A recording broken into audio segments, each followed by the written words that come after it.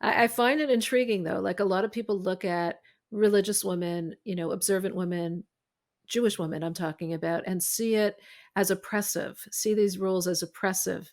Yet here you're coming from this background where there was all this freedom, and you're seeing it in the other way. You're seeing it as something that's a positive for women. Like Yeah. it's just an interesting, way of looking at it. Like, why do you think that was that you saw it as so Yeah. beautiful and directed? So I will say that it took me a few years Hmm.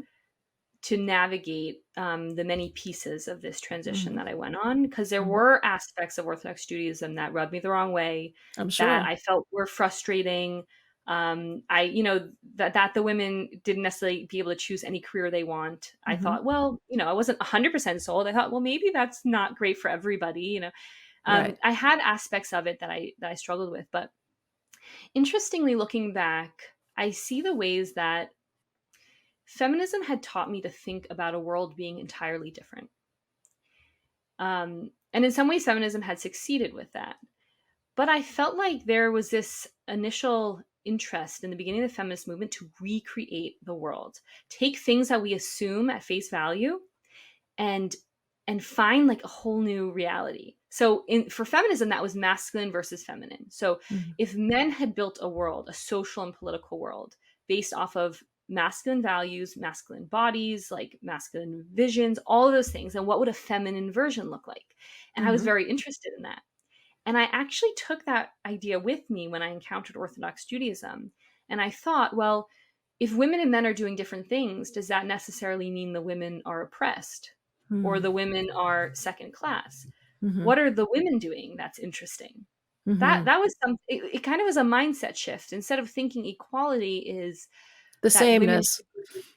women should be able to do every single thing a man does in the exact same way, but you're always going to hit up against biology. A Hmm. man cannot do everything a woman can do. He cannot Hmm. give birth. He cannot nurse Hmm. his kids.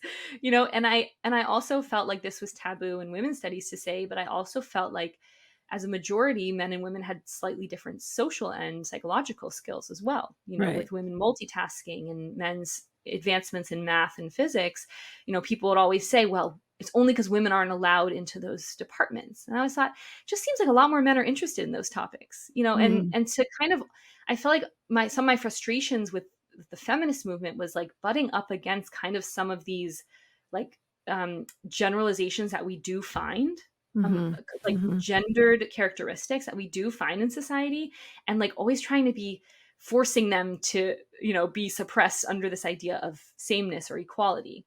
Right. um, Right. and so when I was, kind of introduced to a woman's role in Judaism, I was just curious for a while, Right. holding alongside my suspicions and like not 100% believing in God yet, but then like a lot of curiosity.